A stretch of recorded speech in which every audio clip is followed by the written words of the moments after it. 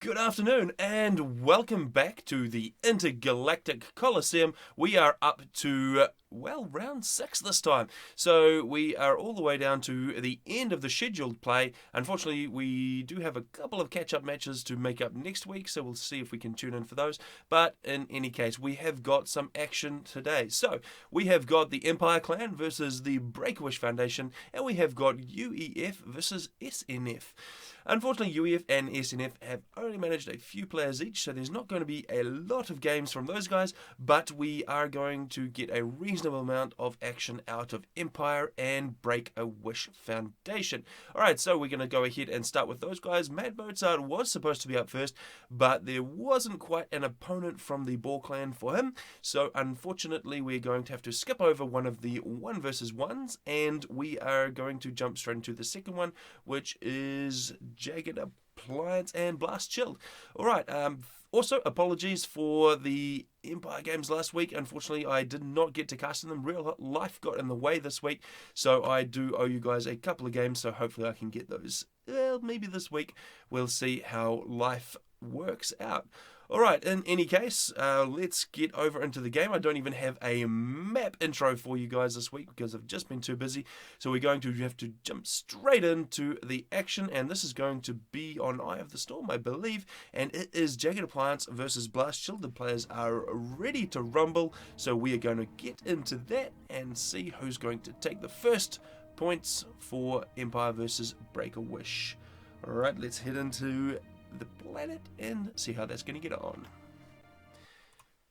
Okay, so we have got Blast Chilled playing Jagged Appliance. There's a little bit of a rating differential here in these guys, and we can see Blast Chilled is up in the top left corner. He has gone Grey Cybran, and his opponent Jagged Appliance is going Cybran as well. So it is a Cybran matchup on Eye of the Storm. Let's go in and check out how these guys are getting on with their initial build orders. So we can see Blast Chilled getting in there. He is going to throw down his first land factory. He is going to go for 6 pigeons by the looks of it after that first mix, and then the air factory. So he's going to be maybe a little bit short on power. He is definitely going to have to reclaim that guy.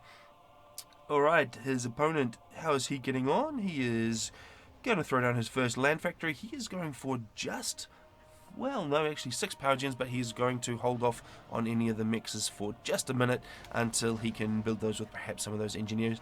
Not a rush for the hydro in any case. It looks like the engineer is going to build that mix and then head out to the hydro and throw down the air factory after that. So Jagged Appliance making a little bit better use of the adjacency that he's going to get out of that hydro, whereas Blast Chilled is going to just get the adjacency from the 6 power generators. Alright, we are going to see the engineers coming out here, and it looks like he is going to go and reclaim that lovely little totem thing there, because it is worth a big chunk of mass. So if you do play Eye of the Storm, make sure you pick up that guy quick smart so that you're not behind in mass. Blast Chilled is managing to get a Mantis out reasonably early. That is going to mean he's going to be slightly behind on the engineer production, because I think it looked like Jagged was actually throwing out just engineers at this point. Yes, so far just engineers. So that does mean that he is going to have a little bit more engineering capability, but not quite so much combat. And I'm not sure if that combat is going to come into play too quickly, because, the ACU may end up in this corner up here. We'll see who contests which corner with those ACUs. Alright, let's have a look at how the eco is coming along. So Blast Shield is going to get down that hydro and then 2 air factories on the adjacency. So that's quite an ambitious build. I wonder if he's going to cancel this guy right here, because he's not really going to need 3 air factories early on, I wouldn't think, unless he is going some super crazy bomber build. And if he could pull that off and somehow cripple Jagged Appliance, then that would be fantastic. But I'm not sure what he's going to be able to do, because he's going to have to come up with something a little bit fancy, I suspect, for this, because Jagged Appliance is pretty handy at 1 versus 1. He does have 200 global rating points on top of Blast Chilled. Well, that is going to be a little bit of an uphill battle, so we'll see who is going to come away with that. We got some more combat units coming out here, so another Mantis for Blast Chilled. He is going to run down, and is he going to run all the way to the far corner? No, he's just going to pop onto guard duty. So it looks like the Mantis there for Blast Shield being a little bit more defensive, not quite being used offensively. There is a radar coming up here from Jagged Appliance, so he is going to be able to spot that reasonably soon. and we'll see who is going to be able to, well, obviously if push came to shove, the Mantis is going to win, but the intel is going to be the important stuff that these guys are gathering. And speaking of intel, there is now an air scout out from Blast Shield, so he is the first to grab that air factory and have that scout headed over towards Jagged Appliance's base. And I guess, well, there's actually, there's an interceptor. So Jagged Appliance definitely anticipating a bomber first strategy. He's got that interceptor out of the gates. That interceptor is going to get a shot off. Hopefully, no, he doesn't have quite enough time to get a shot off at that that air scout, and it does mean the scout gets overhead, and it does get eyes on Jagged Appliance's base. There is a counter scout going out for Jagged Appliance now, and that's going to head across and scout and see how far Blast Shield is making his way around the outside of this map. The map is a nice 1 versus 1 map because it has a really nice combination of naval play and air play, and of course a bit of land. And well, actually the land is really concentrated on these little ledges, you could call them. They're pretty narrow, and they are going to be a good place to spam and fight. There is a bomber out now for Jagged Appliance, and I hear a little bit of shooting going on. Where is that? That was that Mantis coming into play up here. He survives with just 6 HP, so just a slight micro win there that would easily be reclaimed by the engineer if the engineer can get into range, but it looks like a supplementary Mantis is coming up from Jagged Appliance, and he will be able to deal with that Mantis in just a couple of shots, and down that goes. So Blast Shield not being able to make use of that slight micro win that he had over Jagged. We've got a couple of bombers floating around at this point, and well, actually just this guy here, so he has to be careful to stay away from this giant interceptor pack that Blast Shield has got roving around the skies. But if he can do that, then he might be able to get in there and cause a bit of damage. Blast Shield definitely looking like he has the advantage in interceptor numbers at this point, and if they were to force an engagement, I suspect he might be able to come on top. Although Jagged Appliance probably has pretty good micro, and Jagged Appliance is going to sneak in there. He's going to grab the engineer just before it completes that mix. A fantastic pickup, and actually looks like Blast Shield's interceptors are well out of position, and they are going to allow a little bit more damage. And there's a nice little hover. Well, I've thought about a hover bomb, but not quite able to pull it off, and that I think is going to give Blast Shield the time he needs to react and get in there and kill the bomber, and down it goes. So, not quite a double engineer kill there for Jagged Appliance. He did manage to snag this NG though, which is a very nice pickup because it is going to take some time for an engineer to walk all the way back around and finish off that mix, which is almost completed. We can see that Blast Shield is moving his ACU up into the top right corner, so he's going to try and claim that territory. He will run into a small band of roving Mantis, but an ACU will easily be able to dispatch those guys. And we can see in the opposite corner, Jagged Appliance is moving in, and he will take his ACU down and secure that corner. A very, very nice little bit here. We've got a Mantis that just survived an engagement, 30 HP left on it, and it's got a scout with it, so he will have a little bit of radar coverage, and that will deny the mixes up there for just a little bit longer, and hopefully give a little bit more of an advantage to Blast Shield, who is actually sitting on 23 mass per tick to the 18 of Jagged Appliance. Actually, that's just clocked over to 25. There says 31 in the scoreboard right now. I suspect there might be a little bit of reclaim involved, but that does mean that Blast Shield is managing to sit just about 5 ahead of Jagged Appliance in the mass stakes right now. And nice micro there from Blast Shield, and he manages to wipe out pretty much the entire Air Force for Jagged Appliance, and that means that he is going to have good control of the skies. We'll see if he translates that into a few more bombers doing a bit of damage. In fact, there is so far just another bomber out from Jagged Appliance. He was probably hoping that he'd be able to secure that air control, but that was not to be. And do we have any more bombers on the way out? It looks like yes. So there will be a little bit of bomber power coming this way. Perhaps try and clear out the centre, although he has managed to already deal with the engineer that was there. That pesky engineer that was building things for Jagged has been dispatched. So he does need to get in there, maybe try and block any, well, forces coming from this corner. There's not really anything headed up that way. And Blast Shield does have pretty good eyes on the situation at the moment because he has got pretty good air control. He does need a few more air scouts. There is a scout zooming down here, just grabbing another look at how this bottom, well, land segment, I guess you could call it, is going for Jagged Appliance. And we can see that Jagged Appliance is actually just a little bit ahead on mass production now, sitting on 37 to 33, so he's managed to recover a little bit, and he's actually got a nice little push coming up the left-hand side. Now, those guys are going to turn around and come and finish off the mechs. It would be pretty wise of Jagged to send just one down this way to take out the radar and the engineer, but I'm not sure if that is quite on the cards. He's probably going to focus more on pushing up this way. A emergency point defense is going down for Blast Shield. That is, well, it's being assisted by the Mantis, but I don't know if it's going to be completed in time. It's only sitting just into the yellow. It's only about half complete. So I think the Mantis are going to be able to come in. The 3 Mantis are going to take out that 1, and they will dispatch the engineer before he can finish that. And that is how it goes down. So these 3 Mantis are now going to make a big nuisance of themselves. They're going to get in here. They're going to destroy what Blast Shield has managed to get here. Blast Shield nicely bringing those Mantis in. He's using those guys, the little bit of engineering capability on there to complete this point defense. He won't be able to put the walls down, but if he can complete that, if we can complete that point defense, that will stop those Mantis from coming out through and causing a little bit more damage. And a bomber coming over here destroying the mechs there, so that little peninsula has been cleared out as well. How is the race for the point defense going? It is sitting at 1200. It's just about completed, and there we go, it is finished. So 4 Mantis managed to complete the job. Of course, 4 Mantis is enough to come and deal with this crew from Jagged Appliance in any case.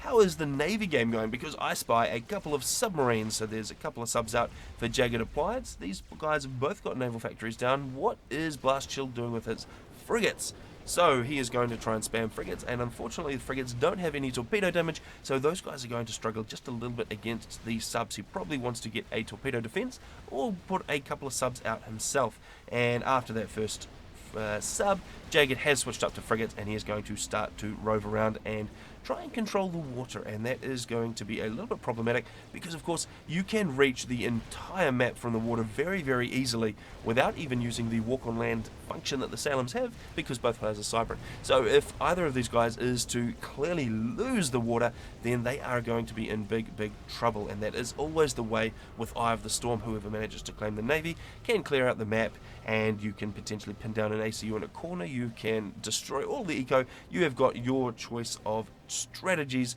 once you have eliminated the other person's naval power. There was the Navy is coming in a little bit of a draggly formation for Jagged. Looks like the rally point from the factory is just set across the other side of the map, so that does mean that he is going to bring those frigates in for 1 versus 1 fights a little bit more than he should. He should probably group those guys up and do a little bit more damage. We have a very sneaky little Wagner coming in here from Jagged Appliance, and I'm not sure that Blast Shield has actually anticipated this at all. Blast Shield still has massive control in the air, but unfortunately he just hasn't secured the naval power, and well, the Wagner is now going to come. It's going to clear out this peninsula, and there is absolutely nothing to stop it, and well, that is going to be a little bit of a problem for him because he does need to be able to deal with it. Probably what is a bigger problem for him though is the fact that he is starting to completely lose Navy. He is not able to get enough units out the gate to combat what Jagged Appliance is sending across the map. This is spelling big trouble for Blast Shield. He is going to be in serious dire straits if he does not get Navy online. He does need to quickly throw up some alternative naval power, I would suggest, because that naval factory is not going to last too long, and the frigates coming out of it are not going to do too well either. So he probably should try and get a naval factory up over this side of the map. He does have his ACU and a bit of build power. In fact, the ACU is doing absolutely nothing right now, so perhaps he should be building naval factories. Let's just see if he has got enough eco to do it. He's just on the breadline with power, and he is quite in the green for mass, so he's doing reasonably well. He has actually managed to pick up 2600 reclaim, and Jagged Appliance on 2900. Jagged Appliance got plenty of power, but is stalling for mass at the moment, so not doing particularly well in the mass game. And this is a very nice little push here. That's probably enough Mantis to push back that ACU, maybe force him into the water. I'm not sure there's quite enough there. Maybe Blast Shield should have waited just a little bit longer. And well, actually there's a Jester or two, and Blast Shield has got pretty good air coverage right now, so that is slightly problematic for Jagged Appliance's ACU. I'm not sure that a single Jester is quite going to be able to cut it though, because Jagged can jump into the water, and he's actually heading away from the beach right now. I'm not quite sure why he is doing that, because he does have naval control. He really needs to just jump into the water and get away. Blast Shield is easily going to be able to fend off the air that Jagged Appliance has. In fact, Jagged Appliance is bringing bombers in to assist, so that's a very interesting play. So it looks like Blast Shield has realised that he's starting to lose the naval game, which is going to spell the end of it, and he is going to come in and try and take out Jagged Appliance's ACU. Jagged looking a little bit dicey there on 4100 HP, and it looks like he is finally going to shift up and switch to a water-based option for that ACU, because otherwise he is going to actually go down and will go up in a ball of flame, and that does mean that, well, he's on 3100 HP, but he is going to survive. That will get his ACU into the water, even though there are a couple of jesters on hand to whittle away as much HP as they can. So that means that is a bit of an escape for Jagged. I'm not quite sure why he didn't jump into the water earlier, because that would have saved him from losing quite a few hit points off that command. He gets a nice little bit of... Oh, no, that wasn't veterancy, that was just clocking up to 2500 HP back into the yellow.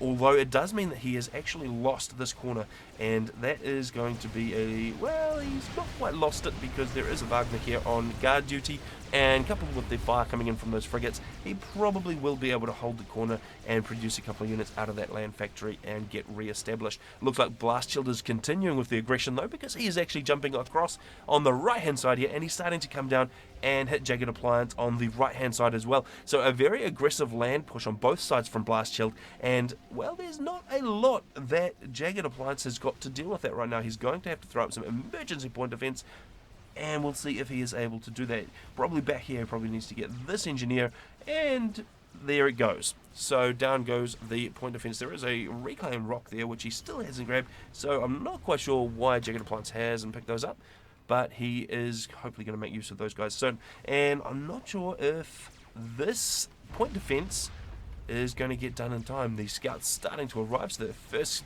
unit from that group is rolling on in, and the Mantis are distracted.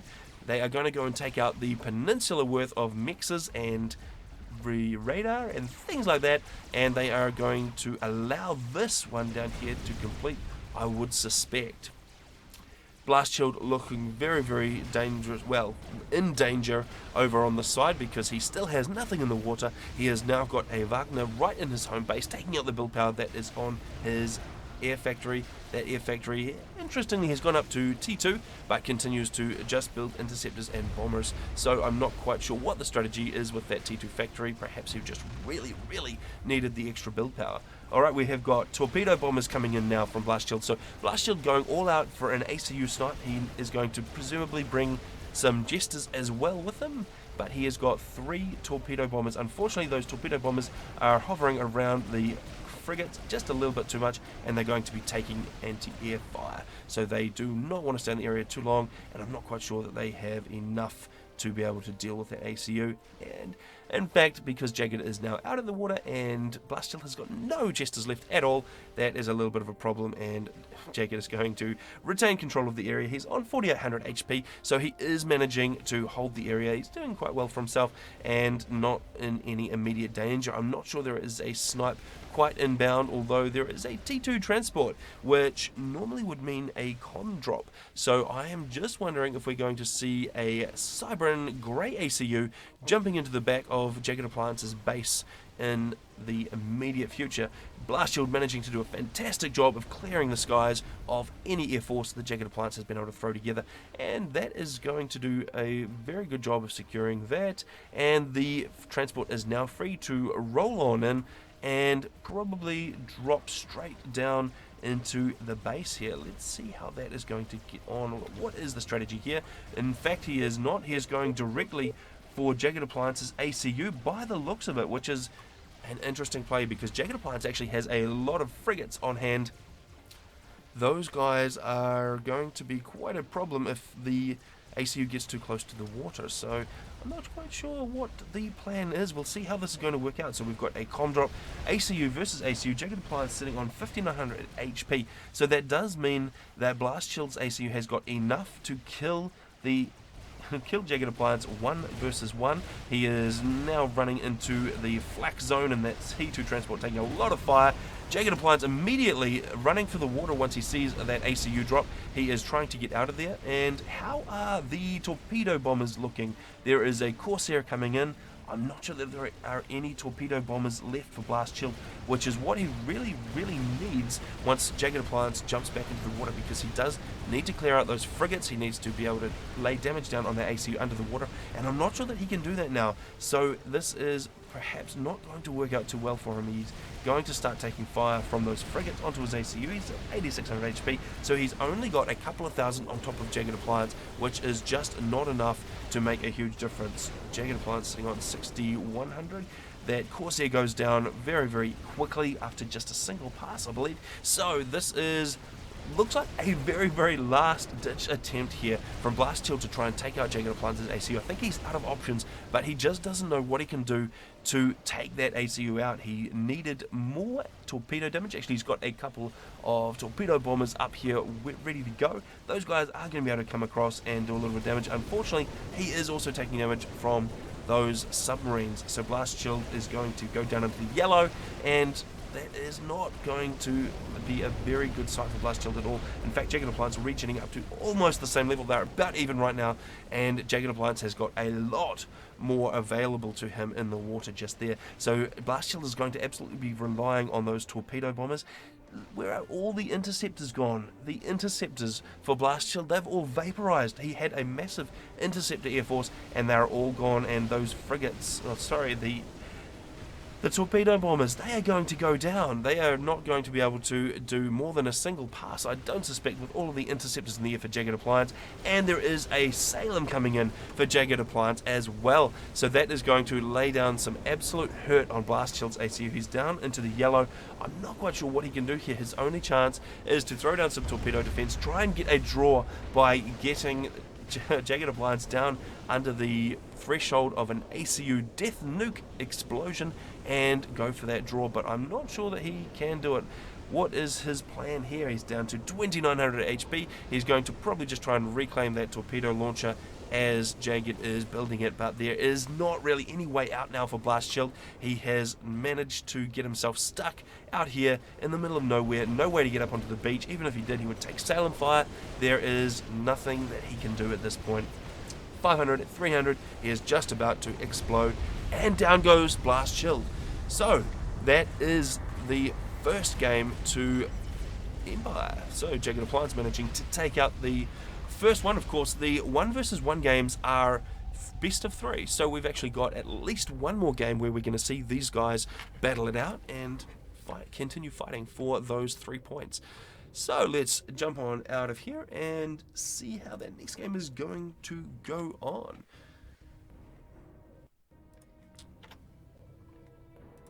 Alright, there we go. Alright, so a very interesting game there. It looked like Blast Shield may have just been able to do it. Perhaps if that comm drop had been in the back of Jagged Appliance's base, it would have made a little bit of a difference. I'm not sure, because those Salems were pretty close to coming out for Jagged Appliance, so that was pretty difficult for Blast Shield.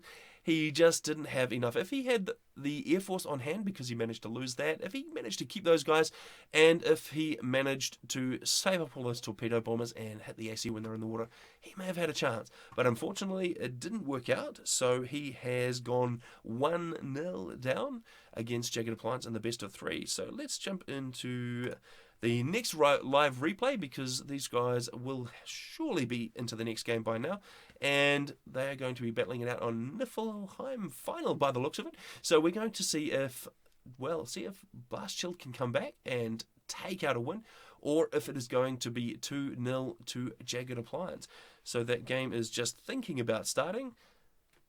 Thinking reasonably hard. It looks like it's actually not ready in the replay vault yet, so unfortunately the live replay just dropping out. No, actually it just to load. So I'm happily now watching a loading screen, which we can jump over to, and we're going to see how the game 2 is going to get on in this best of 3.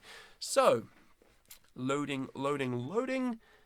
This is the hyperspace window that we are using to get down to the action, which is going to be momentarily, surely. And I can hear noises. Click, click, clunk. There we go. Alright, so we have got Niflheim final, everyone's favourite snowy map.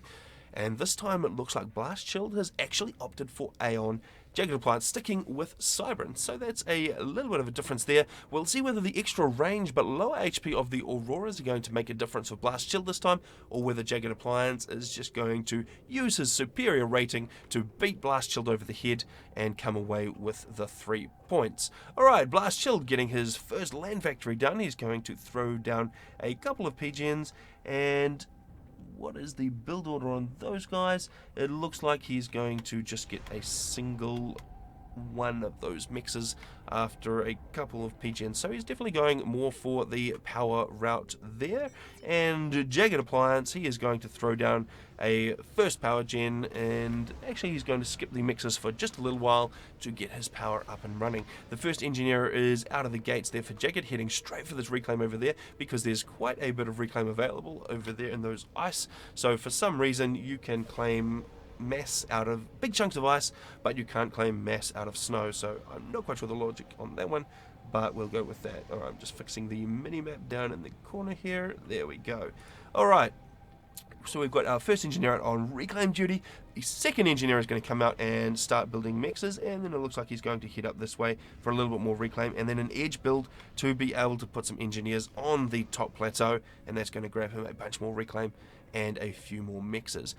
The engineers are out for Blast Shield. He's got the first guy out to head towards the Hydra at the front here. He's going to throw down that first mass extractor, second mass extractor, and then perhaps he will think about, well, it looks like he's thinking about throwing a radar down, and still not any plans to grab that Hydra. That Hydra is a little bit vulnerable.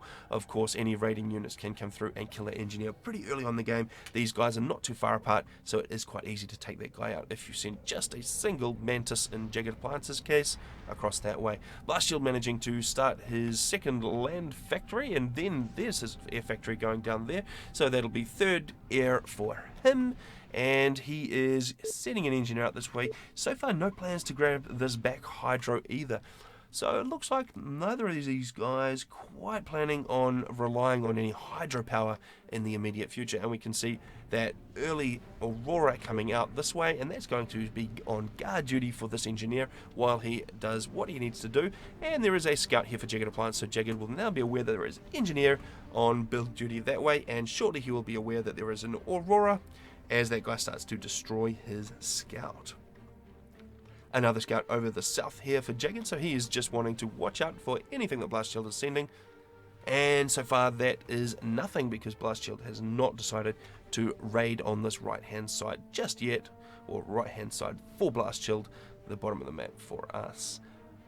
Alright, the Aurora is going to take out that scout and continue wandering through, so he's going to sit on guard duty by the looks of it. So maybe not making a huge use of that Aurora, perhaps not getting in and doing any early damage. And unfortunately for him, there is actually a string of Mantis coming in from Jagged Appliance. So that is not going to bode too well for a single Aurora, and actually there is very, very few combat forces on the ground so far for Blast Shield. Well, I say on the ground because that they are Auroras, so they're actually never on the ground. But in any case, the Auroras are looking a little bit thin there for Blast Shield. He's now going to be spotting a couple of signatures coming through on that radar, and he's going to start taking fire. That Aurora has got 0 micro. He is going to sit in the path. He is going to absolutely get wrecked by just a single Mantis, and that leaves a couple more Mantis to run around and cause absolute havoc. So far not looking to flash at all for Blast Shield. The Mantis up here are going to be able to run through. They're going to be able to take out the 2 mixes that are here. They're going to deny this Hydro, and they'll be able to push around, maybe sneak around the bottom of this cliff and just cause problems for Blast Shield. I'm not quite sure what he is going to be able to do for that. There's only a couple of Auroras on hand and not a lot of radar coverage. He will need to get that scout up and then micro those Auroras if he has any chance of coming away on top. The Aurora up the top is coming within range of the Mantis. Again, a bit of a micro mistake there, because that Aurora is not going to have enough HP to survive a direct encounter with the Mantis. The Mantis is going to run straight past. He's got free reign to come now, destroy the engineer, destroy the radar, and take out the mixes. So not looking good for the eco game of Blast Shield. Blast is 2 ahead, so he has 1 extra mass extractor online right now than Jagged Appliance. That is interesting, because Jagged Appliance has been doing a slightly better job of raiding, but he will take it because he's going to need that eco any minute now when the Mantis rain comes down. And that well, it looks like it's not going to be just yet. The two Auroras, they're managing to double team that Mantis, coming away with the win. They're being microed back a little bit. One Aurora does go down, but he might be able to take out that, although he has no radar coverage at all anymore. There he goes. He does manage to secure the win there. And interestingly, Blast Shield is opting for a direct assault with his ACU. Now, often in this map, you do need to bring your ACU around the top or bottom in order to stop forces coming through, and that looks like what Jagged Appliance is doing. So he might be sticking a little bit more to the traditional meta for this map, and that could cost him a little bit because Blast Shield is just mixing it up a little bit. He is going to throw the ACU directly out the middle, and that might force Jagged to recall his ACU. And I'm not sure what effect that'll have, but it's not going to be good for Jagged having to walk his ACU across the map and then back again. Jagged is starting to make use of bombers now, and that is a big advantage for the Cyber Nation in this particular matchup, because those Auroras have got so little health that they vaporize in a single pass of a T1 bomber. So those T1 bombers flying overhead for Jagged Appliance, they're going to do a massive amount of damage, and there is nothing that Blast Shield can do about it right now because he doesn't have enough of an Air Force online. He has got, looks like 4 interceptors perhaps, so may be able to do a little bit of damage. He probably will be able to catch that bomber out actually. That is going to be a very nice pickup for him, and in those guys come and start to lay down fire, and down goes the bomber without a shot fired, although it does mean that Jagged is a little bit in behind the interceptors now, so Blast Shield will want to back up with those guys. The ACU coming directly down into contact with this point defense that has been erected, and not taking a lot of damage at all, while the ACU taking an absolute hammering down to 6,600 HP. That is a huge problem for Blast Shield. He has been sent packing. His ACU is just rolling back. He has taken a lot of damage and secured very little territory as a result. So Jagged Appliance not having to pull his ACU back at all. He can carry on his merry way, creating factories, securing all the mixes up in this top area, and that will give him some more spam to throw around the top. And at the moment, Blast Shield actually has very little in defense to be able to come around the back here to be able to slot those Mantis right in the back of Blast Shield's base. There is nothing much to stop him. In fact, he's still a couple of mexes down because we still have roving Mantis causing trouble. So this Mantis he's sitting on 181 HP. He's coming into range of those couple of engineers. He's going to be able to take at least one of those guys out before any help arrives. That is a lot of problem for not a lot of cost that Jagged Appliance has incurred. And it looks like Blast Shield is back for some more punishment. He is going to roll on in with that ACU. He's taking an absolute beating from the Mantis. The Mantis sitting there repairing that point defense, still sitting on 1100 HP.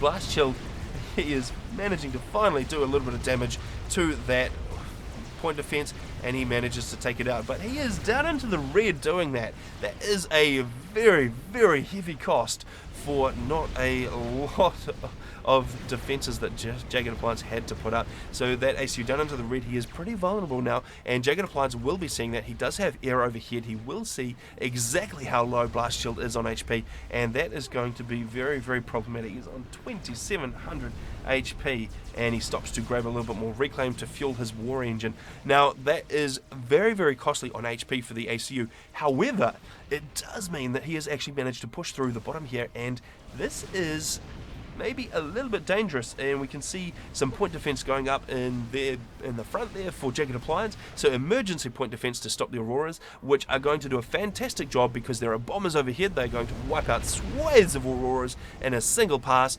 and there are no artillery. So unfortunately, Blast Shield just forgotten to click the artillery button on his army, and that does mean that he is going to be lacking anything to be able to deal with the point defense, and he is going to have to micro very hard. That ACU is not going to be able to stand up to the kind of Mantis that are coming his way, and those Mantis moving up very quickly. I'm not sure if Blast Shield is aware that there is a point defense and a stack of Mantis, and he is going to start rapidly losing health. He is just sitting on 2000. He manages to catch a rank of veterancy. He is up to 3k HP. He loses all of his Auroras, unfortunately for him. He is sitting on 1800. He has still got about 7 or 8 Mantis to deal with. 900 HP. There are bombers coming in. There is nothing that he's going to be able to do to that. 300 HP. He is going to lose way too much health, and down goes his ACU. So Jagged Appliance not even needing to use the ACU that was on recall.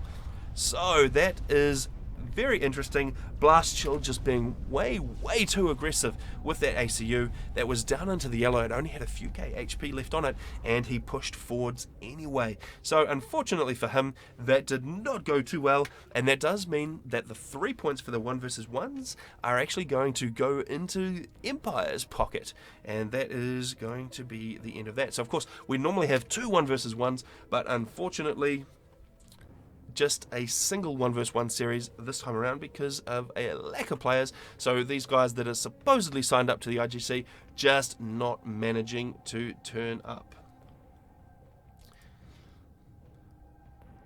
Alright, let's have a look at the other matchups. So we do have some 2 versus 2 coming up, and we do have a game of Bloodier and Heaven playing against Everywhere and Maya Damage.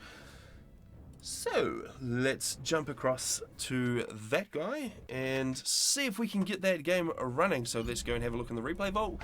As usual, we might have to wait a little bit while FAF thinks about itself and gets the games up for me. So here we go, replay vault. Let's go and have a look for Bloodier and see if we can pick up that 2 versus 2, and it looks like it's actually on Setton's clutch, which is interesting. We've seen that in the ladder pool in 1 versus 1, and that is very interesting for 1v1.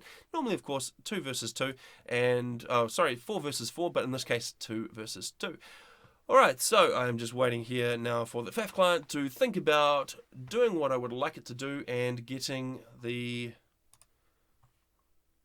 replay vault showing for me, and let's just see if we can pick up that game on Settons for Bloodier. So of course we've got actually 2 Settons games going on today. We've got Bloodier and Heaven against Everywhere 116 and Maya Damage, and we also have Hawkeye and Noir playing against, well, T3 Noob and Pappy Noob for the UEF SNF matchup, which is pretty much the only matchup today. Well, it actually looks like SNF is going to go 2 versus 3 because they've only managed to pull together a couple of players for this game. Alright, I can see in the replay vault there is an IGC BAW versus Empire, and that game is going to be ready to go, so we can jump across to that and see who's going to pick up the points for the 2 versus 2, so that will be another 3 points to the winner. Okay, so the loading screen is coming up now, which is always a good sign, so we can jump across to that and see who's going to come out on top.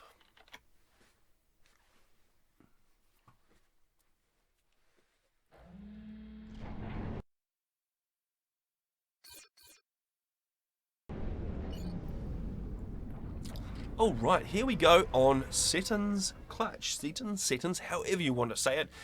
In any case, it looks like the positions for this map are going to be rock and beach on both sides. So we've got no front players, so we're not going to see any immediate spam, but we will see a little bit of naval play and a push towards the centre, no doubt, to grab that reclaim.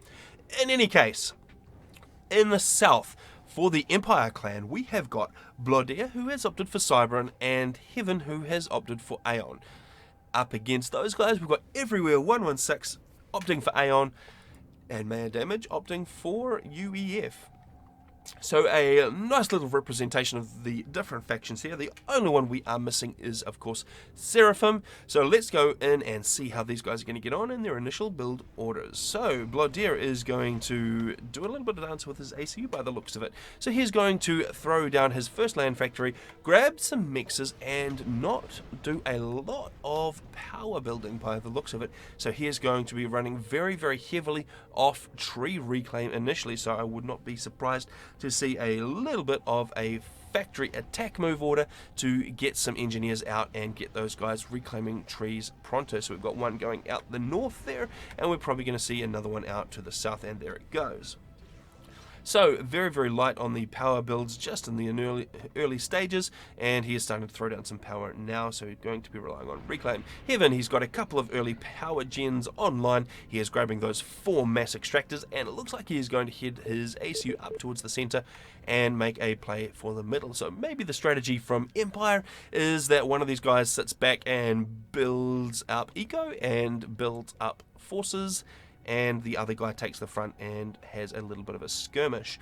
So, for the Breakwish Foundation up in the north, we've got Mayor Damage with his first land factory. He is throwing down a bunch of power gens. It looks like he is going for 7 power gens, and then he's going to throw down that air factory. Meanwhile, his engineers are grabbing those. So not a lot of reclaim for these guys. So I think so far the only massive amount of reclaim we've seen has been from Bloodeer with that very, well, power light early build. Alright, everywhere 116, he has got a lot of power down. So far no plans for that air factory, but it looks like he's probably going to be building one of those in this little gap anytime soon. He's got 7 T1 power gens. He's also got that hydro about 50% complete, so he is going to be very happy for power, but not a huge amount of mass just yet, so he does need to make sure he grabs as much reclaim as he can to fill that mass bar up. Okay, so what could the strategies be on this? Because, well, actually we can see a double ACU push, so it looks like that prediction was a little bit wrong, because Heaven, well, what am I talking about? Yes, okay, so Heaven and Bloodeer, I'm just a little bit confused because Bloodeer normally plays purple, and it looks like Everywhere stole his colour.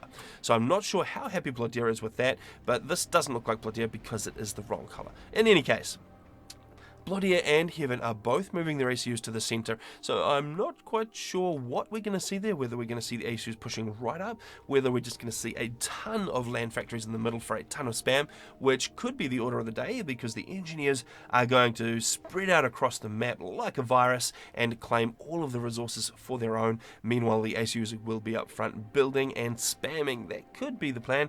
I'm just trying to spot Bloodeer's plans here, but I can't actually see a move order down for him. So I'm not quite sure what Bloodeer is planning, but it is potentially interesting. And interestingly, it's a transport from Mayor Damage, so it looks like he is going to quickly grab that out to the center. It will be scouted from Bloodeer, so there is a scout overhead. That interceptor will immediately be rerouted to try and take out that transport, but it is going to be too late, and that is going to mean a massive amount of reclaim for the BAW clan. That is actually a very nice move, and that is going to give them a massive leg up. And in fact, they're not going directly for reclaim, they're going for a land factory first, and there is one striker in the mix just to be a little bit of a guard for those guys, and that means that they are probably going to get that land factory down, and that is going to be very difficult for Empire to get out of the way. It looks like Bloodeer is going to have to bring his ACU right up to be able to push Mayor Damage out of the center there. So interesting play. I'm not sure how much of the mass Mayor Damage is going to be able to scoop up before Bloodeer arrives with his ACU, although some of those engineers are now on reclaim duty and they're going to start pulling in all of that. So if we see a few combat units, and that is exactly what we're seeing from Mayor Damage, we're seeing some strikers rolling out and another, well, an entire big string of land factories planned. If he can get those completed, that will be a very good hold in the center there for the BAW clan. In comes a bomber from Bloodeer. The bomber will one-shot engineers, takes a single one out. The engineers are pretty well spaced now, and that land factory gives Mayor Damage quite a few options in terms of holding the position, because even if the engineers go down, he can still build anti-air, he can still get engineers out of that factory. So that is going to be slightly more difficult, although it may have bought Bloodeer just enough time to be able to get into the center with his ACU, because he did force Mayor Damage to switch up to building anti-air. That means that we've just seen archers rolling out of the production line, and that does mean that there are only a few tanks for Bloodeer to take out with that ACU. So if Bloodeer can get up there quick smart, he needs to make sure he rolls all the way in and starts to take that out. There's not a lot there that Mayor Damage has right now to push him back. So an early foothold, it's definitely helped in the reclaim game, because we can see some of those wrecks have disappeared, but I'm not quite sure it was as much as Mayor Damage was hoping for.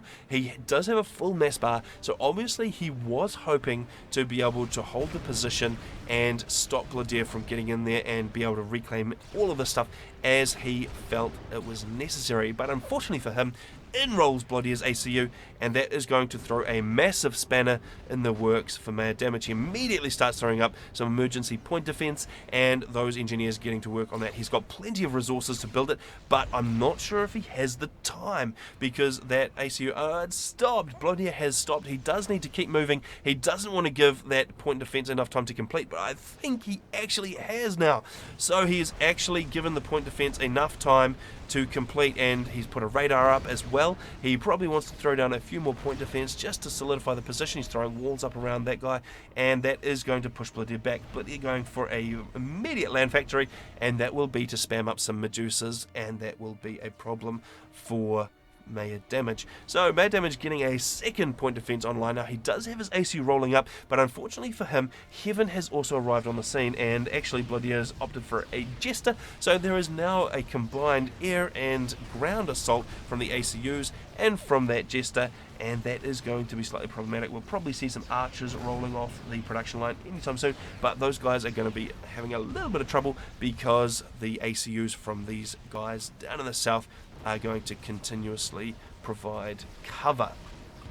Continuing with the point defense build, so absolutely spamming point defense. The engineer's going down very quickly to that Jester, though I don't think that point defense will even get completed, so that is a little bit of a problem. I can see Maya Damage being forced into the water here because I'm not sure if he's actually aware, but I think they should be aware that there are two ACUs right on deck. He can only see Bloodier right at this moment, but I'm pretty sure Heaven stepped into view, and he does again just now if it hadn't already. So Maya Damage now just spotting that there are two ACUs that he has to contend with, and that is going to be a big problem. Maya Damage actually managing to get a nice little air force online, getting those guys up for defense and managing to ward away the Jesters from Bloodier. It looks like Bloodier's taking that opportunity though to send those Jesters up north to make even more of a nuisance of themselves, where they won't actually be counted until Everywhere can dispatch interceptors to get over to those, because of course Settins is quite a large map and it does take quite some time. If you can surprise, say up here is a nice place to surprise, if you can get a sneaky little air unit up there, it does take some time for the other team to respond. How is Maya Damage looking in the centre? He's down into the yellow. He's looking a little bit dicey, and he's only actually taking fire from a single ACU, so Heaven was laying down some fire. Heaven backing off a little bit. He doesn't want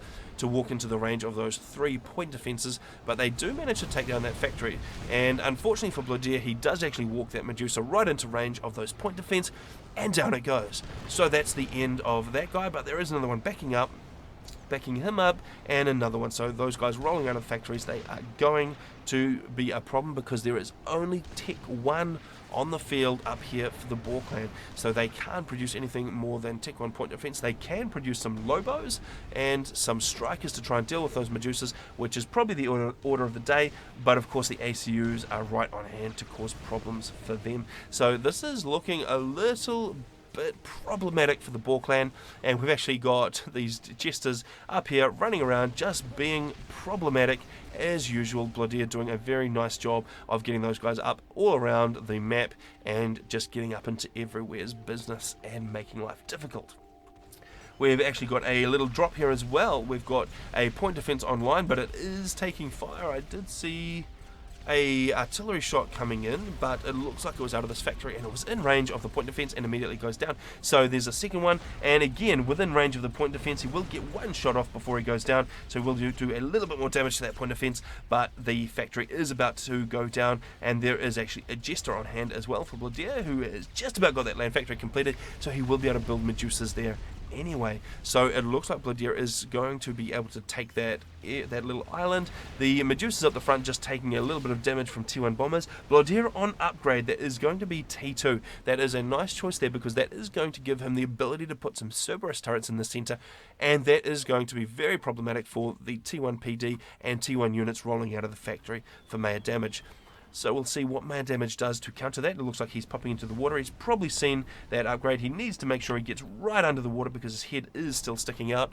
He probably wants to jump in there and get an upgrade for himself. And it looks like Everywhere 116 is finally joining the party. He is arriving in the causeway in the middle of the map, and he has missed a lot of the action.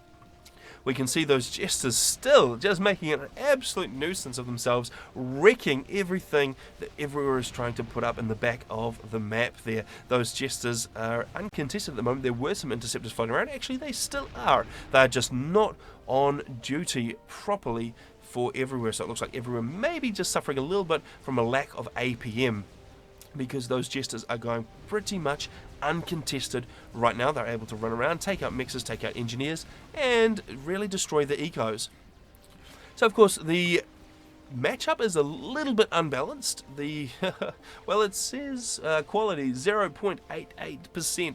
I'm not sure if we can be trusting that figure, but it's probably not too far off, because Blaudier with his 2200 rating, he is going to be an absolute eco whore. He is going to ravage the map. He is going to ravage the other players, and that is going to be very difficult for the BAW clan to combat.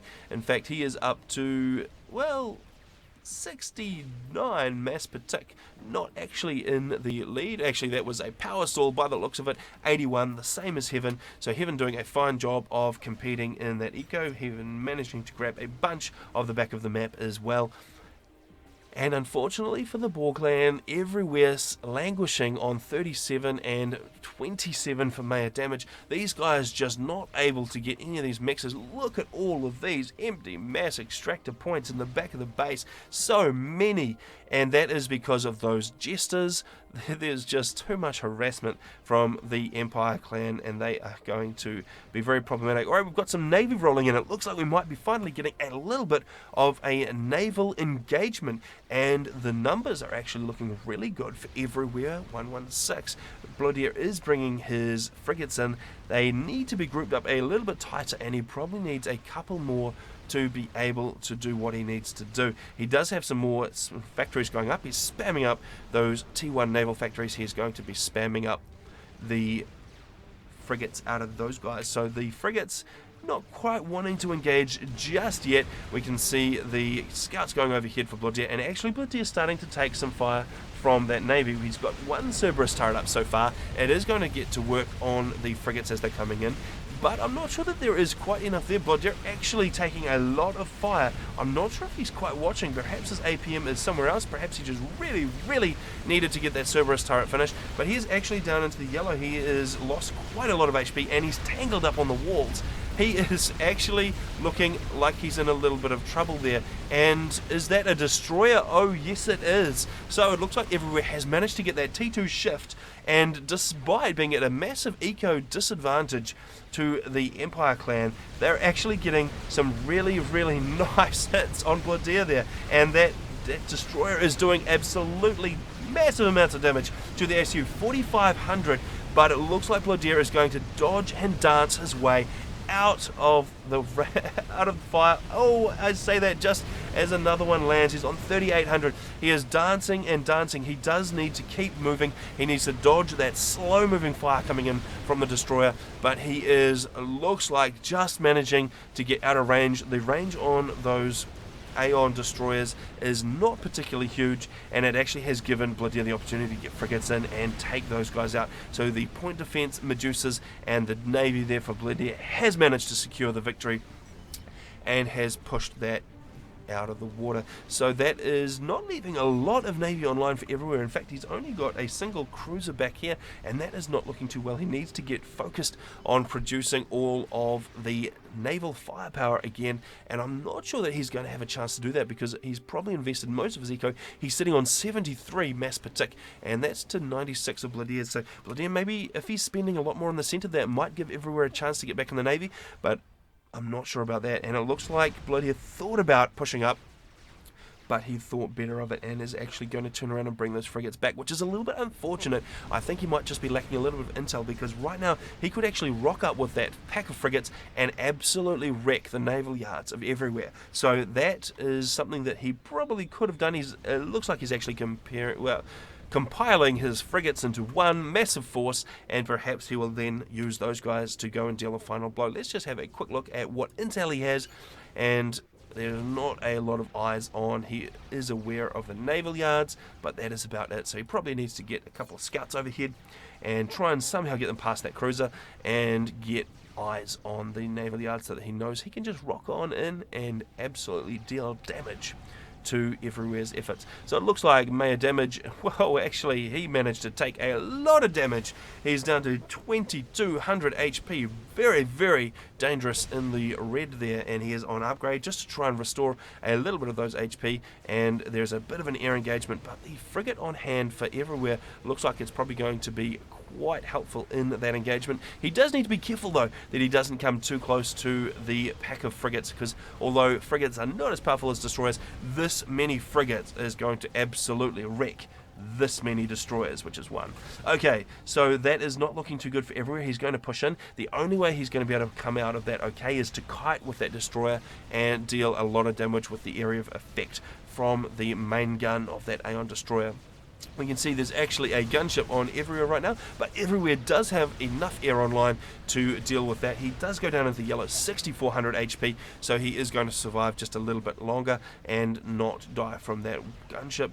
But actually that leaves a little bit more reclaim as well. Where is the reclaim all looking? Actually, it's still massively around the center there, so that is a big advantage for the Empire clan. They are absolutely running away with ecos on this. 129, actually just clocking over to 133 for both Bloodier and Heaven, and that compares to the 70 and 25 of Everywhere and Maya damage. And continued harassment. It looks like Bloodier has managed to drop a couple of Medusas up here, and that will have been from this little island here where he's got a little production facility and some transports, and he has completely wrecked that expansion. So just continuing to deny the eco for the BAW clan. This is a very tough game.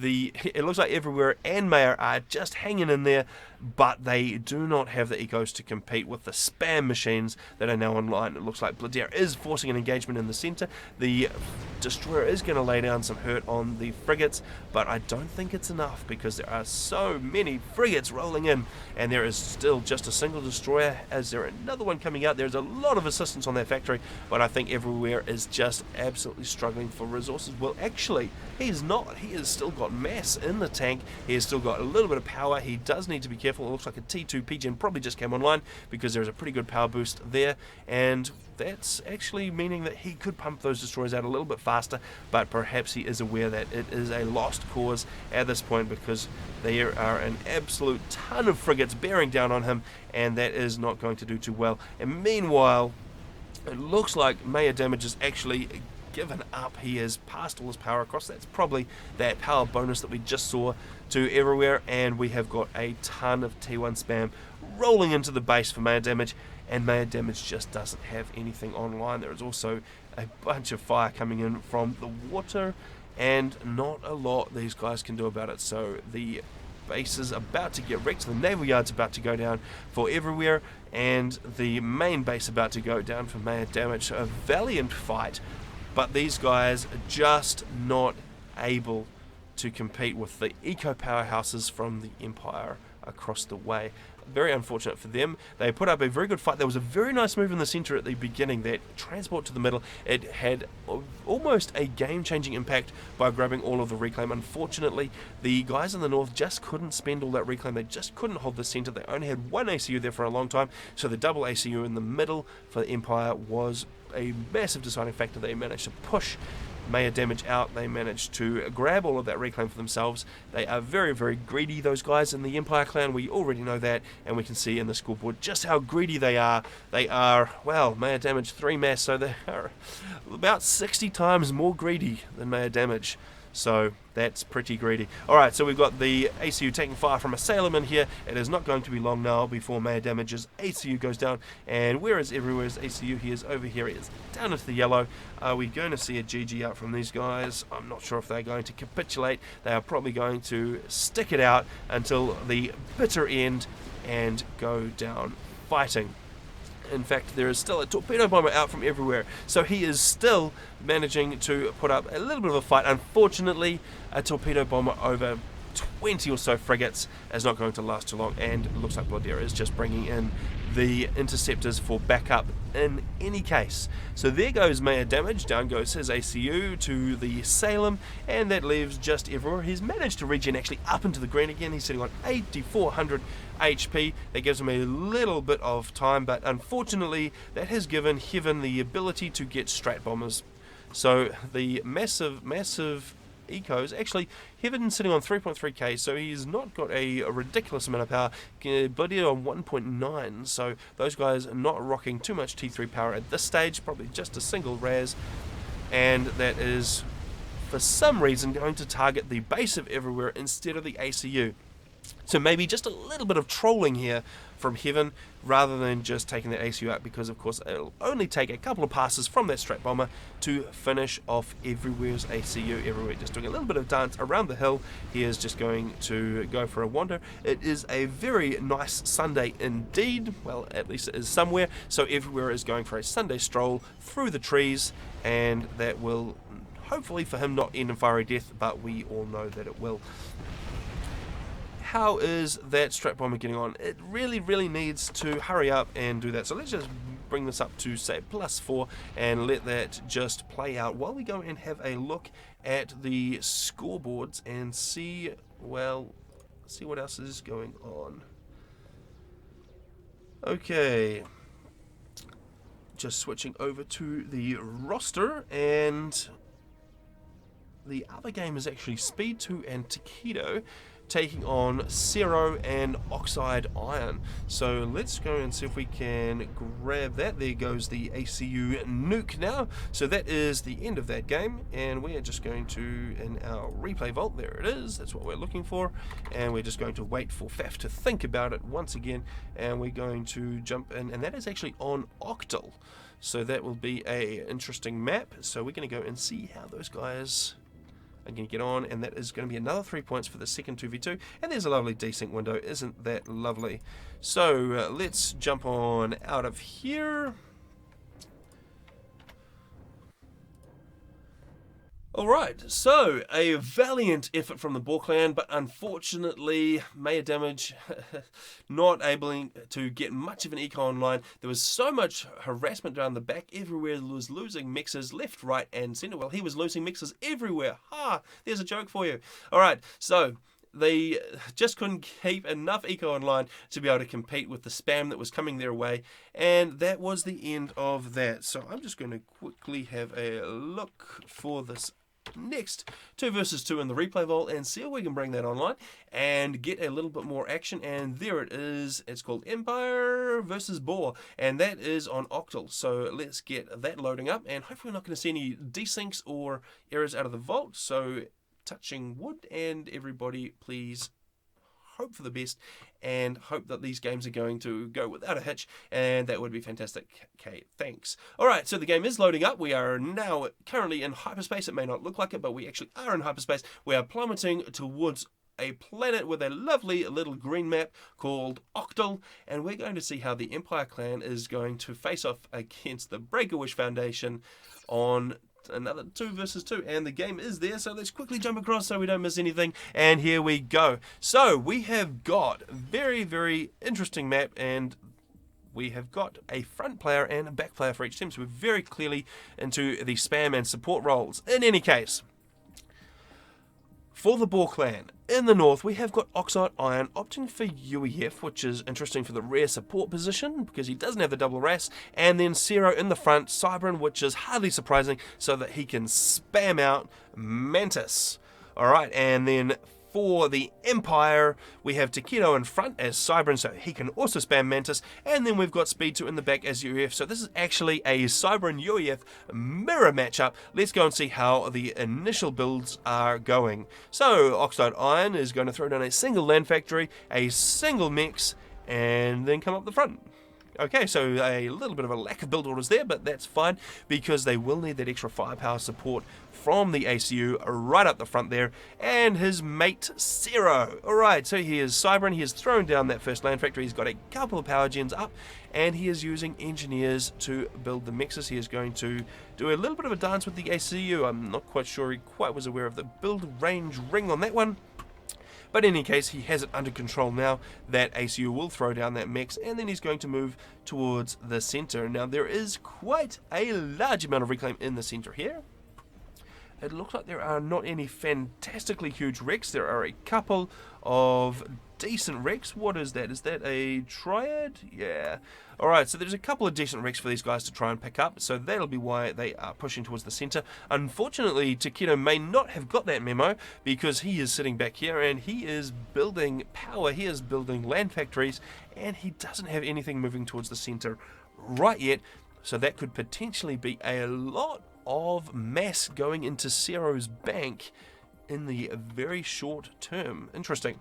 Alright, and Speed 2 down in the support position. He's throwing down his 7 power generators before throwing up an air factory, and that'll be so that he can get some scouts out, get some eyes on the enemy, and get some bombers and a little bit of air power. So no air factory for Takedo because he is of course going to be on full on land spam, and we're probably going to see the same from Zero, full land spam while the air comes from the back. Alright, these guys do need to get their expansion game on quite a bit here because they've got a lot of mixers floating around the map. They are reasonably spaced out. This is going to give a lot of opportunity actually for raiding, and Takedo focusing there on the Hydra, so he's going to make sure he gets enough power. Actually, it looks like he is going to go for some air of his own, so the Empire guys sharing the load for the air game, and Takedo going to assist and get the hydros and air factories. Alright, so these guys do need to get their engineers all the way out and they're all around the place, and they do need to watch out for raiding units, so it's going to be critical for them to get their radar up, for them to make sure they've got enough vision to know where the raids are coming and when, because if the BAW guys can shut down the ecos of Empire like we saw in that last game, Empire doing to BAW, then that will be pretty one-sided once again. We can see Zero now cruising on in, so there are now 2 ACUs because Oxide Iron has arrived on the scene, and that is going to be very, very difficult for Takedo to push out of there. So that is going to be quite an eco advantage. We can see the reclaim there. There are a few other little piles of reclaim, but the lion's share is definitely in the center here, and Zero and Oxide Iron are going to be able to easily pick that up. Oxide Iron just moving all the way forward, just thinking about countering, making sure he grabs the reclaim on the forward side of the pile so that Takedo can't come and grab any. And Takedo finally thinking about moving towards the center. I suspect the E-Clan Chad may have gone something like this. Takedo saying, "Aren't you going center, Speed?" And Speed says, "No, I'm not going center, you're going center." And then Takedo says, "Oh, I better go center then, huh?" And then he goes to the center, and then he dies to 2 ACUs who are already there. So that is not going to be the best plan for Takedo. He is going to roll up. He's probably going to run into Zero's ACU pretty soon, and that is not going to go too well for him. He does have a Medusa on hand. He does have a little bit more support, so Zero will need to back up in a one-on-one confrontation, and that is going to be, well, it's going to push Zero back. You can see him starting to move back. Now he just needs to make sure he gets close to Oxide Iron's ACU, and once Oxide Iron brings his ACU in, that is going to easily be enough to deal with Takedo. But what they don't have anything to deal with is this really annoying raid around the side. So this is what we're talking about, making sure you can get your radar coverage, your scouting, and make sure you've got enough units to cover your expansion, because over here there was 0 units to cover the expansion. The engineer goes down. That's going to cost the BAW clan a lot of time at least, and it's actually going to let some units into the back of the base. Now Oxide Iron is going to have very little in the way of combat power back here because he is focused on eco, and he's probably not expecting any raids just yet, and that is going to be a big problem for him. He's going to have to throw up some emergency point defense, which is going to be problematic for the BAW clan. In the center, Takedo continuing to press. He does need to be careful. He is a Sovereign ACU, so he's only on 10,000 HP max. He has taken a little bit of damage already. Zero has actually taken more damage from all the assistance from Takedo's units, but that UEF ACU, that beefy 12k ACU, is going to be on hand to make sure Takedo can't get anywhere. So we might see Takedo, I was thinking he might be throwing down an upgrade, but that looks like it is not on the cards just yet. Speed bringing his ACU up, so it means we will have all ACUs clustered in the center, but it does give the BAW clan a little bit more of an advantage because they are holding the middle ground already. They've got a single point defense up, and down goes an ACU upgrade for Zero. It is actually gun this time, so he's going to throw down that gun just to be able to ward off those pesky ACUs from the Empire clan. It looks like the ground units have been dealt with in the back, so the raid has managed to be dispatched. There is still a little bit of continued air harassment coming in from Takedo. The interceptors do deal with that guy, and they don't do a huge amount of damage. In terms of income, though, well, let's have a look. Oxide Iron, 19 mass per tick, and his teammate Zero on 15, and that compares to 21 for Speed 2, who of course is an eco horse. Of course we'd expect the biggest number from him, and Takedo on 15. So not too much in it. It looks like just a single mix at this stage, even though the early raids looked very nice for the Empire clan. Now what is this? How on earth did the BAW clan go from holding the center in a very, very stable and nice fashion to being absolutely overrun? Oh my goodness, that is not going too well for Zero at all. He is about to explode. They are going to blow up, and that is going to be that. And Oxide Iron is probably going to chain react. And that's that. That was a 6-minute game.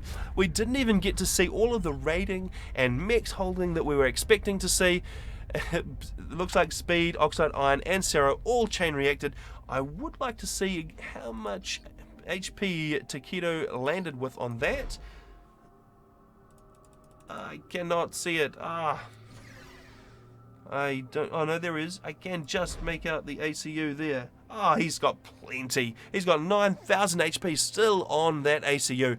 Absolutely rocked through that explosion. Came away almost unscathed. Speed took most of the damage. Takedo backed up out of there to make sure his ACU survived. So a chain reaction there, ending the 2 versus 2 and handing the points to the Empire clan. So a few more points for those guys, and they are doing quite well once again. Alright, so, interestingly enough, a little push in the center. The center looked really secure early on, but unfortunately the BAW clan just did not spam. They did not have enough on hand to defend those ACUs, so all of the T1 plus the 2 ACUs in the center from Empire, well, it just kicked them out and kicked their butts all the way up into, well, heaven or wherever ACUs go when they die.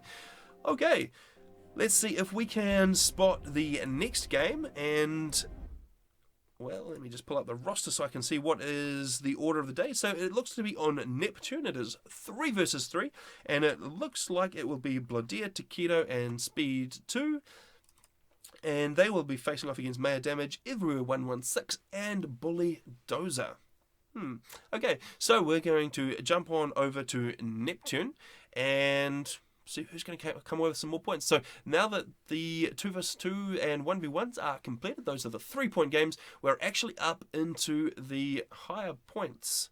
So they will be worth a little bit more, and it is 6 points in fact, and then 8 points by the time we get to the 4 versus 4. Alright, so the game is loading. We're in hyperspace. We're plummeting towards Neptune. We'll be there momentarily, and we'll see how Empire and BAW are going to get on. There we go. Alright, so Neptune. Interesting choice. So, the interesting part about this map is that we have one player from each team on this center part of the map initially, so they are going to have to fight it out for supremacy while the other guys try and support them as best they can. So for the Empire clan on the left, we have got Bloodia. He has opted for Aeon, which gives him a little bit of floating power, but he has to get down to the beach in order to make use of that. Then we've got Takedo, who has opted for Cybran because Takedo doesn't know there's any other factions other than Cybran. Then we have got, well actually for the Empire clan, Speed 2, he has opted for Aeon, so the battle in the center is going to be Aeon, and he is going to be up against a mirror Aeon player. And I've taken too long to blather about it, and I've lost my little starting positions, so we're going to have to go in and have a look. So Bully Dozer for the BAW clan, he is going to go Seraphim, so of course he gets his hover artillery. He'll have to get out to the beach to make use of those guys. And then Maya Damage, rounding it out for the BAW clan, he is Cybran, and so he is going to be on Mantis spam duty, perhaps if he can get some of those Mantis in the center to wreck the Auroras of Speed. Interestingly enough, Speed is normally a rearguard eco-type player, and he has actually opted for a frontlines position, so that's a little bit unlike him. Let's see how well he's going to do in his full-on spam mode against, who is he against? Everywhere. Okay, so there's a little bit of a rating discrepancy in the middle here. It looks like Speed may be just a couple of points ahead of Everywhere, and probably is not going to have a huge amount of damage. And we've actually got a first bomber out there, so that is going to come in from Bloodia and be an absolute nightmare for Everywhere. So we're seeing the hover bombing coming in, so Bloodia gets 2 engineers with that first kill, and he is hovering around. He's going to try and grab that 3rd engineer. Is he going to succeed?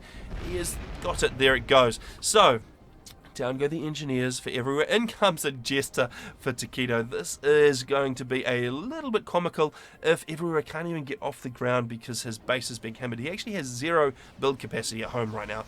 and that is a big problem. His ACU has moved out towards the center. He's going to come into contact with Speed, but he just doesn't have anything to put anything together. He did manage to get the Hydro up, so he does have a little bit of power. He's got 120, but that is a little bit short of what he's going to need to combat Speed in the center here. Speed currently sitting on exactly the same, but of course he does have engineers, which means he can build stuff, and that means more factories, that means more power gens, and more bad times for everywhere. This Jester continuing to harass. In fact, if this Jester can take out the Hydro, and there is one Thistle out, a second Thistle is out, and will that Hydro go down? Because if that Hydro goes down, that is going to be an absolute death sentence for everywhere, and it does. That drops everywhere down to just the power from his ACU. That is 20 power, and he has no ability to build any more just yet. He has got some more engineers going to be rocking out of the factory any second now. There it goes.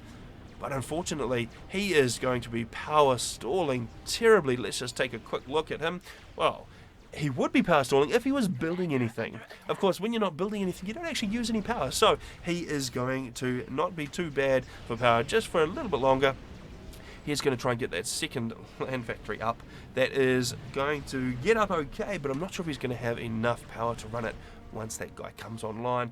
There is a little bit of an air engagement now. The assistance coming in from Mayor Damage and from Bully Dozer. Those guys managing to clear the skies out above everywhere, but everywhere still facing a very, very difficult time in the center. It looks like Speed is going to be able to overwhelm him with the spam that's coming up, because he's got resources and everywhere doesn't.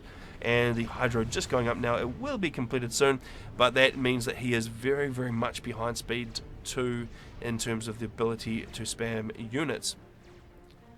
The Bomber coming in now, actually, that is a very nice touch from Bully Dozer, because Speed is Aeon. He will be rocking Auroras, and those guys are going to go down in a single hit. So the air control for the BAW clan is actually really useful for them right now, because they are able to take out the Aeon Auroras for Speed. They are actually able to bring some Jesters in and do a little bit of harassment. There is an anti-air turret going up from Speed. I'm not sure if they'll be able to complete that. Speed may have to give up the position, move back and build some mobile AA potentially. There is another bomber coming in, so it looks like Bully Dozer making full use of those bombers to take out the Auroras for Speed. So Speed 2 was looking in a very nice position, but not maybe looking quite so solid now, because there is just so much support coming in from his teammates. That is going to be a little bit of an issue later on down the track though, because that means that the teammates here that Speed is not quite having to lean on so heavily, they're going to be able to tech up, they're going to be able to eco up and provide a lot more support later on. But it does mean that things are a little bit tough for Speed 2 now. He's actually lost all of those Auroras he had on the front line. He is just having to back up with his ACU just a little bit, just to keep that guy safe, and everywhere just moving forward. Everywhere does need to make sure that he doesn't take fire from Auroras, because Auroras do have fantastic range on them for a T1 unit, and they can actually come in and kite the ACU. So he will need to continue support from those bombers and Jesters from his teammates to be able to make this work in the middle. But unfortunately, he is continuing to take fire. He is sitting on 6,300 HP. Speed's still sitting up on 9,300. So Speed definitely taking fire, but he's looking in a pretty good position. Speed mixing in a lot of mobile T1 AA in there just to ward away those Jesters and bombers that the BAW clan is throwing towards him, and that is going to help him out just a little bit, probably stop any more harassment just for the time being at least. So no direct engagement still, they are backing off just a little bit. Neither guy really has a winning proposition at the moment, which is a very big credit to everywhere, because he is giving up such a massive rating disadvantage to Speed 2, but he is definitely doing a good job of holding his own against what Speed 2 is throwing against them. So this could come back a little bit more to what we were saying about Speed being more of an eco player and not usually being on the front line. I'm not sure if Speed wanted to be on the front line, or whether Takedo and Bloody just said, I'm sorry, you are on the front line and there's nothing you can do about it. So that could have been the case. We'll have to see. And the combat is starting to happen.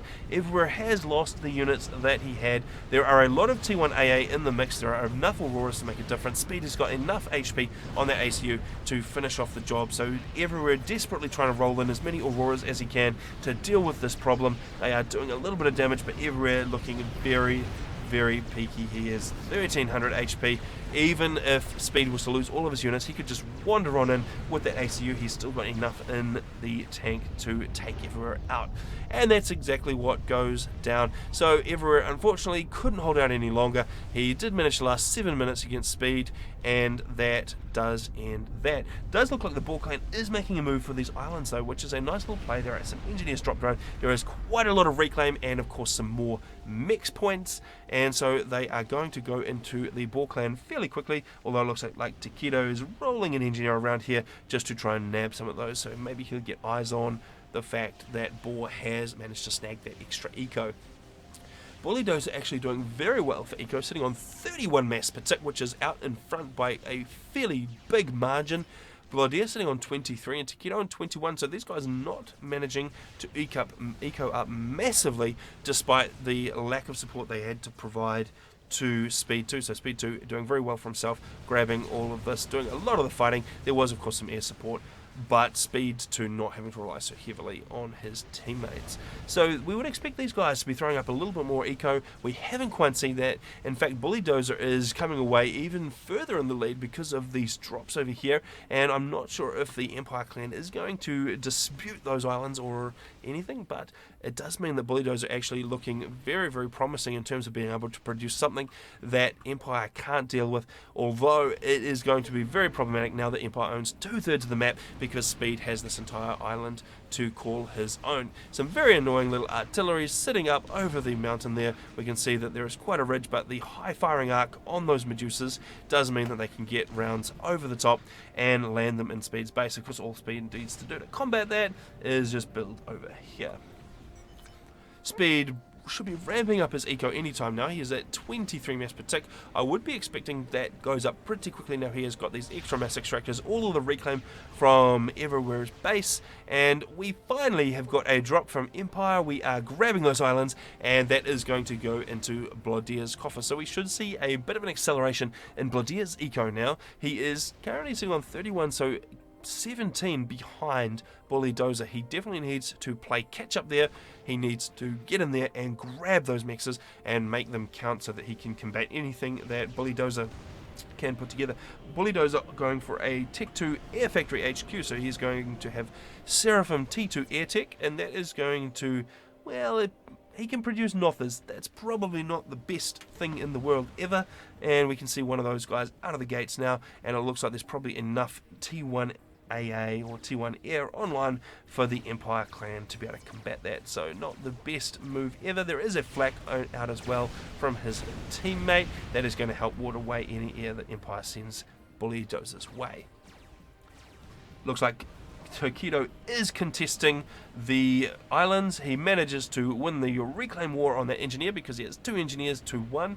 The reclaim war down here is just going to go in Takedo's favor as well, so Takedo a little bit faster on the micro there, and by this time though Bulldozer will be aware of what is happening. He has moved this engineer away. I'm not quite sure what the plan is there. Perhaps he's planning to come back and try and snag those engineers again later. That is going to put even more into the Empire clan's coffers. Takedo sitting on 31, so he is definitely lagging a little bit. Not quite as bad as Maya Damage on 23 though. So 23 is right at the bottom of the scoreboard now that Everywhere has dropped out of the race, and that's going to be a little bit of a problem. The eco is going to be strong with the Empire clan. What are you going to expect with Speed 2 and Bladier and Takedo in one team? We've actually seen a drop there from Takedo. His ACU has moved up and is joining Speed on the center island there. I'm not quite sure what his plan is. Perhaps he is T2 and he's going to put down a TAC missile launcher. That could be a viable option. I'm not quite sure what he's going to do. I'm pretty sure, yes, you can reach the far island if you put a TAC launcher down in the center here. That will mean that Bulldozer and Mad Damage do need TAC missile defense, and I'm not quite sure if they've thought of that because they're probably not thinking TAC missiles on a map like this. The islands are definitely going Takedo's favor now. Takedo has secured the engineer that Bulldozer was trying to save, so that goes down. Most of the mess points are now securely in Takedo's favor, and there is just a couple here that Bully Dozer is still hanging on to. Bully Dozer is actually, so far, the only one to go Navy. So he's got 2 naval factories, and he just loses a massive amount of the assistance he had on that naval factory to a single bomb of there from speed. That is a big hit, and that's going to slow down that naval factory just a little bit. Is he going straight for T2? Is that the idea? Are we seeing an upgrade? No, that doesn't seem to be the order of the day, but that could be a pretty good option for Bully Dozer if he was to try that on. If he could get that T2 naval factory up, cruisers would do a phenomenal job on this map, because cruisers provide a lot of anti-air that's going to help deny the air advantage that the Empire clan currently has. And of course, the attack missile launchers on those cruisers would do a fantastic job of reaching up and over, and they would be able to do a lot of damage to Takedo and Speed from this area of the pond. So if he could possibly get T2, that would be a fantastic advantage, but I'm not quite sure he's going to be able to get there. He's actually sitting on 19 mass per tick. What is going on with that? What has happened to his eco? He is power stalling massively. That has got to be a RAS upgrade. No, that was gun. That was just a gun upgrade. Oh, hang on. What have we got in chat here? We've got nano repair and gun. That smells a little bit like a drop. I'm not quite sure how that's going to work, though, with this ridiculous amount of air that Bladir has got online. We've got a whole bunch of interceptors as well for Takedo. That is going to make it very, very hard for an ACU in a transport to slip past. And I'm not quite sure if the Empire clan is aware of what is going on, but they, if they fly overhead, they will see that T2 transport now, and they will be able to react to that. So I wouldn't actually be surprised if Bully Dozer goes down in a transport right now. And it looks like Takedo's actually bringing a bunch of gunships online, so he'll be throwing together a renegade squadron, and those guys will be getting ready to do a snipe. There are quite a few flak online here, but potentially a drop from Bully Dozer might leave him without any air support, because he won't have any flak with him most likely, and he does not have enough air on his side to be able to combat what the Empire guys have got right now. So if he was to drop that ACU, and he's actually probably just been scouted, because that scout from speed runs straight over the top of that transport, and Bully Dozer moving the transport out of the way, probably thinking he can hide it, but it is far, far too late. He is going for a deceiver, so he's going to load that deceiver up first. That gives him a little bit of a chance, so that was gifted over from Mayor Damage, and that is handy that Mayor Damage is Cybran, and that does mean that he is now able to come and pick up that ACU. Are we going to see that momentarily? He does probably want to take a little bit of flak with him, I would suggest, because those gunships that I'm not sure they've scouted, those guys are going to be a massive, massive problem if he does do that drop. And where would be a good place to drop? Probably he would have to go around here for Takedo's main base, because right here we've got 2 ACUs and a pretty, well, actually there's a bunch of point defense from Takedo. That is very interesting, and the ping goes down. They have spotted that it is going to be a drop, and that those point defense are anti-ACU measures. So that is exactly what's going on. A bunch of scouts going over here for Takedo. They are trying to catch that ACU. They are probably going to get eyes on. They just go down. I'm not sure if Takedo managed to get the ACU on a blip. They didn't ping it in any case. So either they easily saw it and didn't bother pinging, or they didn't manage to get eyes on. The interceptors all coming up for Bully Dozer. Looks like they're going to come up and they're going to try and challenge the interceptors here. Speed is going to bring his interceptors in. Actually, this looks really, really bad for Bully Dozer, because there is just a stupid amount of T1 interceptors heading his way. And oh dear, he is going to drop his ACU in the water by the looks of it. Or is he going to sit there and die? No, he is going to move back. He is this is terrible looking. Oh, I can't watch. This is going to go down. He is right in the firing line, and there he goes. He does get caught out by mainly Bladir's interceptors. That massive, massive cloud of interceptors making very, very short work of a T2 transport. And that is the end of Bully Dozer. So unfortunately, he just couldn't get that drop away. He got caught with his pants down, and he goes up in a ball of flame. And that does mean that we've only got Mayor Damage remaining on this side of the map, and it looks like Takedo has had enough of him. He has said, I'm going to just take him out. There is a couple of flak online, so Mayor Damage, aware that he needs a little bit of air support. The Renegades are going to come in. Are they going to target those flak straight away? Yes, they are. They're going to start hammering those guys. Down goes one flak, He needs to get that other flank down really, really quickly, and actually he doesn't even bother, and down goes Mayor Damage. That is the end of that, and there's even mercies to boot from Speed, so unfortunately he didn't get to use those mercies. If he did, well, and a drop from Takedo. So Empire Clan all over this one. They absolutely caught BAW with their pants down on this one, and they rocked away with another 6 points. That is a very, very easy win in the end, unfortunately for the BAW Clan, and that puts another win down to Empire. So Empire continuing their run, being very, very difficult. Yes, Empire proving very, very difficult to beat in this IGC. They do, I think the last matchup, which is next week, is Empire versus VOR Clan. Both those guys have been having a very, very good run during this IGC, so that will be very interesting to see how those two guys get on, because so far it's actually been pretty one-sided. Empire and VOR managing to stomp their way through. BAW had a very good run last week, actually, so the Break-A-Wish Foundation managed to stomp all over SNF, unfortunately, and that did give them a stack of points. In any case, let's go and see what we can find in the way of the last game, and that is going to be, I'm just looking at my sheet here. Oh dear. It looks like BAW Clan was not actually able to field 4 versus 4, so we won't actually get to see a play on Flooded Corona for the Empire Clan, so they miss out on a favourite map of theirs, surely, Flooded Corona, and that is going to be the end of the Empire versus BAW. So that is all of the games we've got today. So we're a couple of games down due to a lack of people actually turning up and playing in the tournament they said they would play. So that is the end of Empire BAW. We have got a couple of games over the other side. So UEF and SNF did look like they managed to get enough people to actually get a few more games going. So what we might do is drop out of this and finish with our BAW versus Empire Clan, and get some SNF versus UEF. Yeah, I think that's probably the order of the day. We've only been an hour and a half so far, which is about half the normal coverage time for a clan matchup. So the lack of games definitely showing here.